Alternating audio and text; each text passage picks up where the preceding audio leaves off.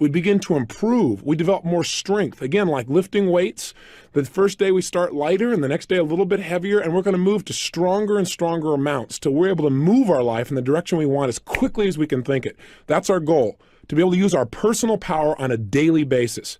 Now, in order to do that, we've got to see what normally stops people from using their personal power.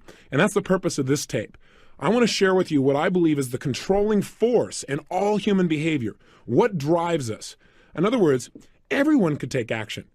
Literally, if it's that simple, if all it takes to succeed is the ability to know what you want, take action, know if it's working, and keep changing until you get what you want, how come everybody doesn't do it?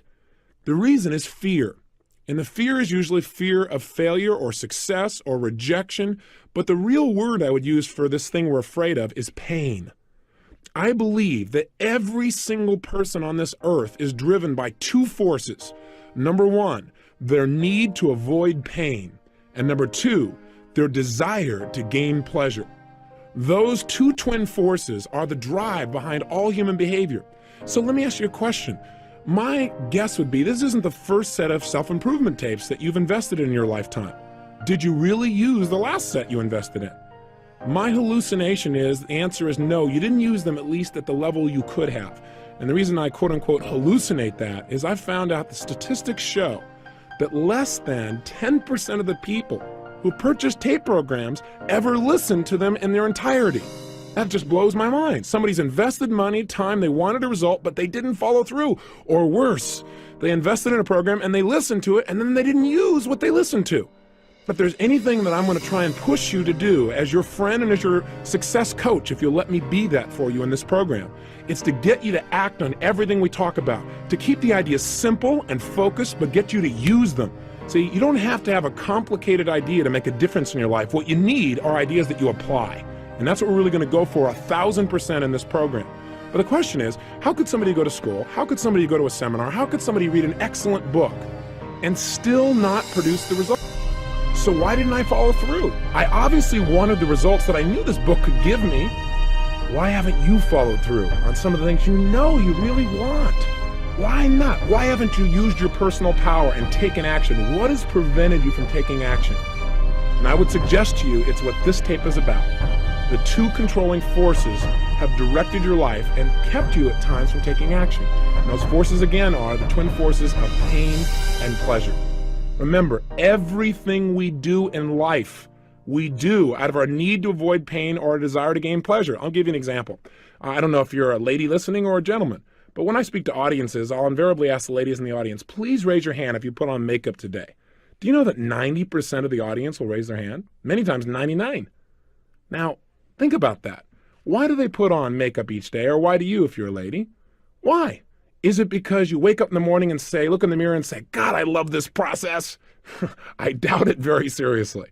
Why you put it on is for one of two reasons. You put on the makeup because in your mind you say, you know, putting on makeup makes me feel more attractive. So what is that doing? Why are you taking action? To gain pleasure. Or you might say, well, gosh, when I put on makeup, people think I'm more attractive. They feel more attracted to me, which again makes you feel good. It makes you feel a pleasurable type of feeling. That's why you do it. Now, some people wake up in the morning and that's not why they put on makeup. Some women wake up in the morning and they say, how come men don't have to do this? Right? But they still do it. Why? Because their brain says, well, if I don't put it on, somebody's going to say, what happened to your face? Right? And some people, of course, do it for a combination of the two. The point is, the only reason they put it on is to avoid pain and to gain pleasure. Some combination of those things. Hey, have you ever procrastinated? You say, what a dumb question. Of course. What is procrastination? It's the opposite of using your personal power. It's being immobilized. It's needing to do something and not following through. I call it the silent killer because it grows on you. It just kind of creeps along until pretty soon it's taking control of your life. Pretty soon you find yourself immobilized in a bunch of areas and you don't even realize it. You don't even notice all the freedom you've given up just because of procrastination. So what is it though? Why do we procrastinate? Why do we not use our power, which is what we talked about in the first tape? Let's figure out what stops us. The reason is when we procrastinate, it's because we think that taking action, whatever action we're putting off, that taking that action would be more painful than doing nothing or not taking action. That's the bottom line. In other words, by not taking action, now, where else do they affect you? Well, Let's take a look. Do you overeat? Some people say, well, I'm going to go on a diet. Yep, I'm just going to go out there and I'm going to starve myself and then I'm going to be real skinny. How often does that work? Now, I'd say slim and none. In fact, studies show that 95% of the people who go on a diet within 2 years have not only gained the weight back, but have also usually gained an additional 2 pounds beyond the weight they were on when they went on the diet in the first place. See, trying to create more pain in your life rarely works because I got to tell you something. The need to avoid pain is biological. It's built into your nervous system. Why? Because it's a survival mechanism. And your brain is going to fight like crazy anytime it sees that you're asking it to do something that's going to lead to pain. So what do we need to do to change our eating patterns? What do we need to do so we get permanent weight loss and we have the physical health we want? Well, the first thing I would do if I were you is I'd find some of the foods that you're obviously addicted to. In other words, foods that you eat on a regular basis and you eat them in excess. Why do you eat them in excess? You go, well, because when I was growing up, these and these things happened to me. No, that's not true. There's only one reason you eat more food than you should, because it's pleasurable, because you like to eat that chocolate, because you think, good dive of chocolate, and you just go into a state where you got to have it.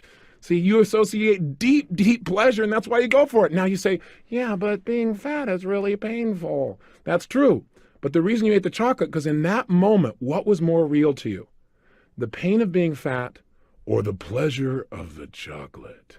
I would assume that it was the pleasure of the chocolate if you're overeating. So what we've got to do to make a change in our life is not go out and discipline ourselves, but to change what we link pleasure and what we link pain to. So what if you saw somebody that you were really attracted to and you wanted to be with them, you want to develop a relationship, but you didn't follow through? How come? Real simple, isn't it? Because you associated more pain to walking up and asking him for a date than not doing it. You thought, well, gosh, but if I could do it, I could have the pleasure. But which one was a more powerful motivating force? The pleasure of being in a relationship or the potential pain of being rejected? If you didn't follow through, I'm sorry to sound so simplistic, but let's talk about what really drives human behavior. And I think there are certain basic fundamentals that drive our behavior. When we understand them, we can start to utilize them to change our life. And if we don't understand them, then what we do is we keep running up against the brick wall. Have you experienced that? Where you're trying to make a change, but it never happens. Why? Because your internal associations about pain and pleasure haven't changed. In other words, you keep thinking, if I do this, it's going to mean a ton of pain. And so you stop short. I mean, a classic example is in relationships. You know, a lot of people in life get this bug. They say, I want to be in a relationship. Why? Because they think being in a relationship would mean lots of what? Pleasure, love, happiness, security, being close, all those special feelings, spirituality, right? That feeling of oneness. Then they get in a relationship and they say, I don't want to be in a relationship, right? All of a sudden they begin to think relationship means pain, or worse. They think a relationship is the most incredible thing in the world. They love this person. They give 1,000% of themselves. They think about them constantly. And then as time goes by, something happens. And this person, let's say, leaves them or breaks up with them or smashes their heart. The challenge is this. Most people have not learned how to deal with it. Most of us don't consciously look at what we link pain and what we link pleasure to. And so our lives are in reaction instead of in control.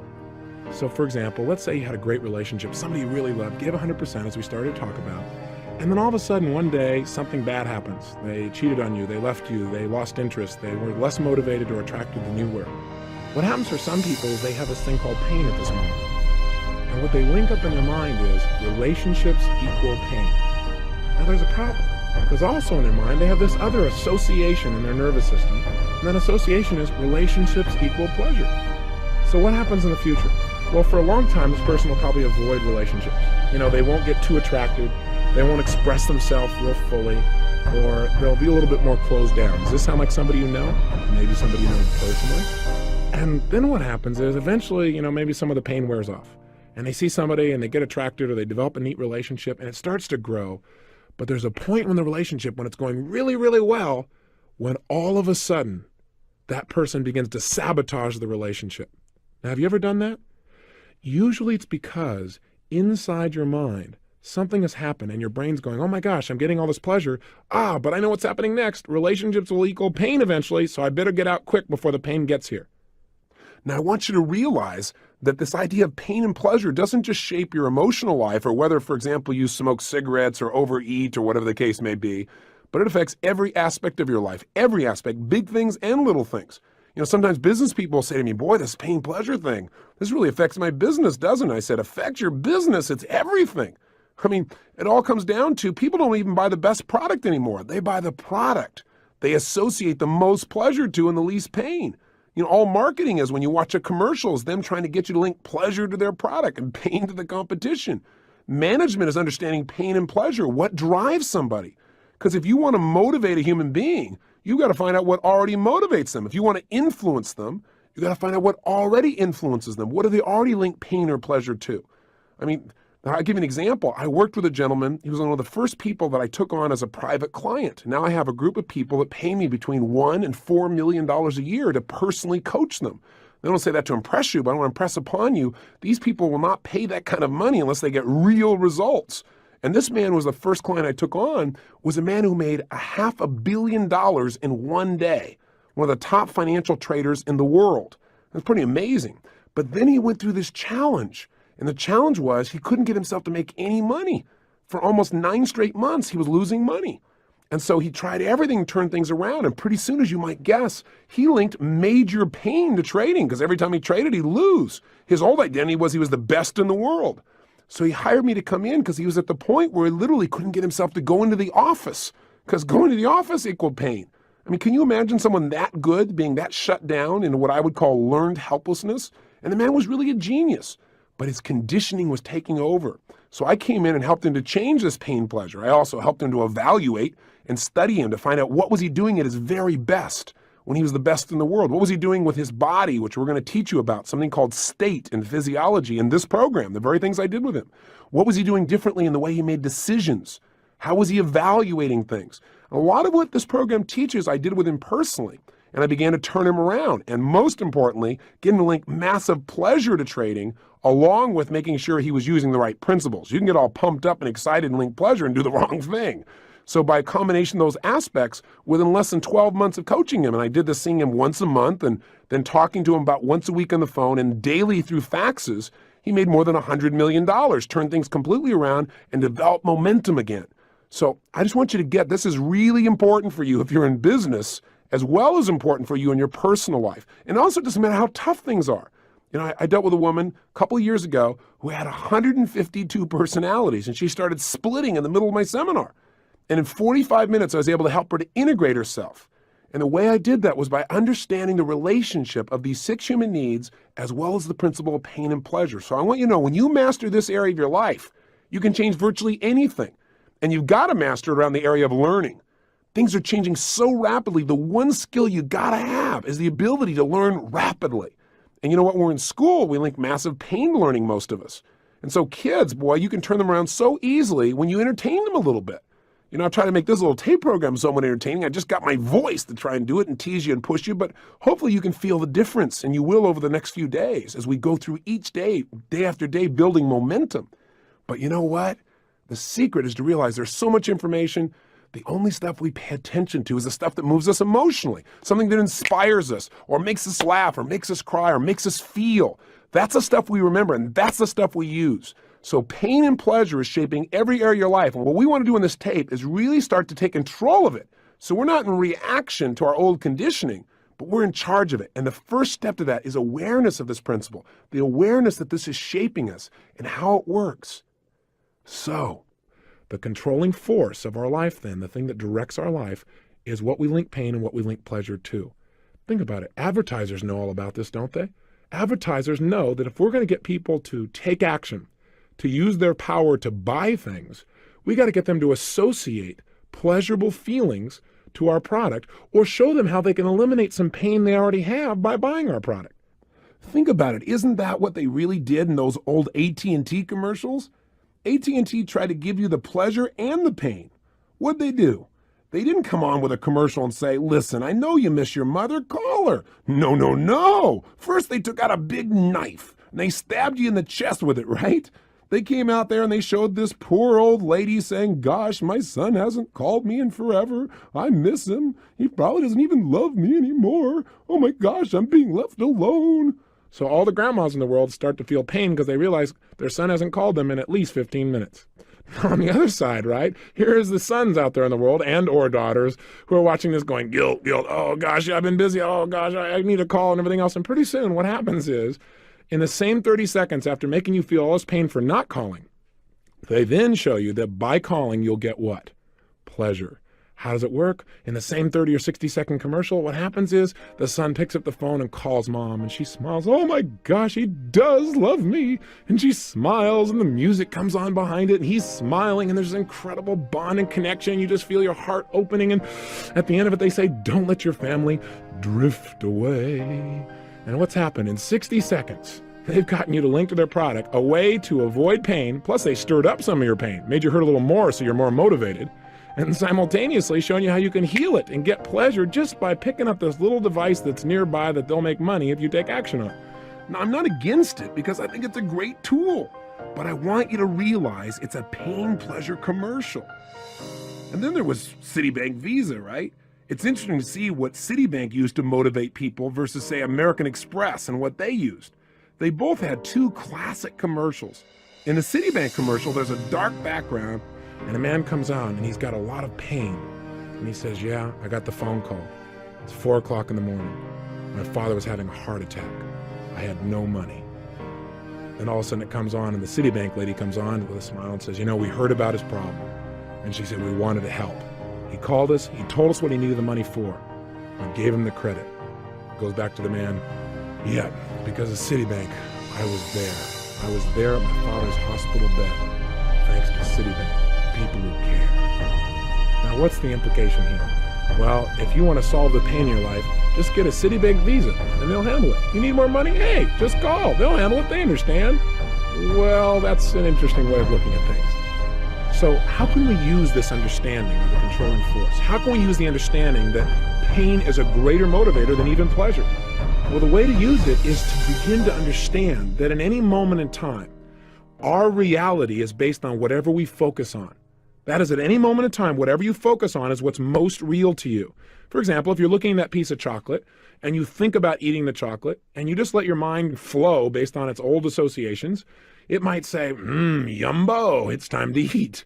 You might immediately get that pleasure feeling. And as long as you focus on the pleasure you're going to get, and that is your primary focus, and that's what's most real to you, then you're going to be drawn towards the chocolate. But haven't you also had times where you didn't eat the chocolate? Or you didn't eat something that normally you're kind of addicted to? Haven't there been times when you've stopped yourself? How have you done that? The answer is you changed your focus, and you focused on the pain you probably would experience or the pleasure you would get by not eating the chocolate. So what you did is, instead of just thinking intellectually, well, yeah, not eating the chocolate will make me thinner, you literally focused on, hey, I'm going to be going to this particular ball and I want to look like $1 million. I want to feel strong. If I eat that chocolate, I'm going to feel lousy. I'm going to feel bloated. I'm going to feel heavy. So you began to focus on all the pain plus all the pleasure you'd get by not eating it. And your behavior changed. Isn't that true? If you've ever stuck to a diet, for example, isn't it true that the way you stuck to it is one day you finally got to the point where you'd had it? You said, look, you looked in the mirror one day, or somebody said something to you, or you noticed that you were just feeling sloppy and tired, and you went through what I call threshold. Threshold is when you experience so much pain you said, I've had it. That's it. No more. And then you begin to find a way to change it. Well, I believe that you can do this with anything at any moment in time, and I know you can. All you got to do is control your mental focus. So if you want to change your behavior, you must focus on how not doing something is going to be more painful than just going for it. In other words, link not taking action as being more painful than just doing it. Just the way we talked about with procrastination, do it to yourself up front. Don't wait till life puts you in a pressure situation where you feel like you have to do something. Does that make sense? So how can we use this in other areas of our life? Do the same thing. You want to connect with somebody, you want to make sure you communicate with them, then think about, if I don't do this, I know I feel busy, I know I feel overloaded, but if I don't call them here on their birthday or on Easter, how's it going to make them feel? How am I going to feel? You know, that would be painful. If I just made the call and I connect with them and they feel appreciated, how's that going to make me feel? Pleasurable. Use pain and pleasure instead of having pain and pleasure use you. That's the secret to success. You do that and you're in control of your life. You don't do that and life controls you. And unfortunately for most people, life controls them. So let's change it. And in the next tape, we're going to talk about specifically how to change what we associate pain and pleasure to. But step number one is just getting clear that this is the controlling force of your life. If there's anything you want to do and you can't figure out why you're not doing it, there's a simple answer. You link more pain to doing it than not doing it. Hey, if you don't have enough money, for example, I know that's an issue for a lot of people. It was for a good deal of my life. If you don't have money, there's only one reason. You link more pain to having more money than to not having it. Now you say, okay, Tony, you've been okay up until now. Now you've gone over threshold. I don't buy that theory. Hey, I wouldn't have bought it either, but it's true. I got to tell you something. You're an intelligent person. You have the ability to produce results. You had enough personal power to make a phone call, put your money on the line, and now you're following through and listening to it. You're in that top 1/10 of 1%, literally. I mean, you aren't just somebody who's just hanging out. You're willing to do something about it. Even with all of that, your ability to follow through, if you don't have the money that you want in your life, imagine motivating your life as being a scale, if you would. And on one side is pain and the other is pleasure. And your brain is always weighing, if I take this action, what's it going to mean? More pleasure and less pain, or more pain and less pleasure? If you're not following through, it's because you've got that scale weighted in the opposite direction as it needs to be. And if you're going to change your behavior and use your personal power, then you've got to change what you associate pain and pleasure to. If you're sabotaging your success in any area of your life, it's exactly the same reason. You're having what I call approach avoidance. That is, you have a mixed set of associations about pain and pleasure. As I gave you the earlier example, in a relationship, I want to be in a relationship. It'll mean pleasure. But then you get into it and you start to notice some things and your brain says, oh, it might end. It might mean pain. And so you start to make relationships work and you sabotage them. You may do the same thing financially. I want money because money will mean for me maybe more freedom, or I could give to my friends, or I could buy my kids something, or I could travel the world, or I could learn something new, or I could hire this best coach in the world to do something for me. And yet at the same time, your brain's going, yeah, but then I'll get judged, or yeah, I'll have to give up all this stuff, or I'll have no time with my family and all this pain. And so you don't follow through and you begin to sabotage financially. If you're going to change that once and for all, forever, you've got to right now decide that you control the focus of your mind. And that if you're not following through, all you have to do is focus on what's the pain I'm going to have if I don't do this. Most of us focus on, well, what will be the pain if I take action? And we keep ourselves from using our personal power. Your focus has to be, what will be the pain if I don't do it? What will be the ultimate price if I don't follow through? What will it cost me emotionally, spiritually, physically, financially, in my life? What will happen to the juice and passion of my life if I don't follow through? If you start asking those questions, you'll be able to motivate yourself. And when we get into the goal-setting workshop in this program, you're going to find that I'm going to show you not only how to set goals and find out why. So let me give you an assignment, and then tomorrow we're going to show you how to make changes rapidly. But let's make some changes right now, okay? Take out your journal. I want you to write down 4 actions that you need to take in your life that you've been putting off. Now, I know you made some decisions a day or so ago, but I want you to look at 4 more things. What are 4 actions that you need to take? Maybe you need to lose some weight. Maybe you need to stop smoking. Maybe what you need to do is need to make a phone call you haven't followed through on. Maybe it's initiating a new job interview for you. Maybe what it is communicating to somebody that you really, really are attracted. Or maybe it's you're in a relationship with somebody and you haven't communicated how much you really love them in a long time, real directly. You're kind of taking it for granted. I don't know what it is. But I want you right now to write down what are 4 actions that you could take immediately that you've been putting off. You know you should take, but you haven't done it. Again, make these 4 different than the ones you already did yesterday. Don't go, well, I did 2 of them yesterday, so that means I have to do 2 more today. No, remember I said each day we're going to do a little more? We're going to increase the weights. We're going to develop more muscle, more will, more power. That's what we're doing right now. So you're going to write down 4 new actions, right? 4 simple actions that you're going to take. And then what I want you to do is I want you to be honest with yourself. I want you to write down under each action that you've not taken that you know you should. I want you to write down what is the pain that you associate that's kept you from taking action in the past. Let's just get clear, because I guarantee you that if you've not taken action, it's because you associated more pain to taking action than not. Okay, you've heard that about 19 times, but you're going to hear it again and again until you start to use it. You know, I once heard a story about this great minister, and people came to his church and they listened to him, give this great sermon. And it was a phenomenal sermon. And then they came back the next week and he got up and gave the same sermon.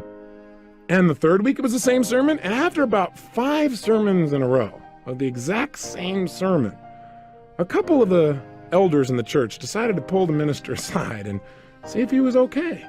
And they said, sir, don't know quite how to communicate this to you, but are you aware that some of what you've been saying has been pretty much identical as to what you said last week and the week before and the week before? And the minister just smiled very calmly. He said, oh, I'm glad you noticed. I said, well, why are you doing that? He said, I'm going to keep doing this sermon until you guys start applying it. So if I sound like I'm giving a sermon that sounds like the same one, it is. We're going to make sure you apply it and make sure you embed it. So 1, write down the 4 actions. 2, make sure you write down what is the pain that you've associated with doing this in the past, and just be honest with yourself. And if you say, Tony, I have no pain associated to it, well, then think a little stronger. Maybe the pain is simple. Maybe it's like, well, the pain of taking the time. It'd be more painful to take the time to do it than other things you're really more caught up in and that you think will give you more pleasure. But write it down. 3rd step, I want you to write down all the pleasure you've gotten by not following through. Because sometimes by not following through, it's giving you pleasure too. You go, well, I don't understand. Well, let's say, for example, you think you should lose some weight. And that specifically, in order to get that done, one of the actions you should take is to stop eating mass quantities of chocolate or sugar or cake or whatever it is, okay?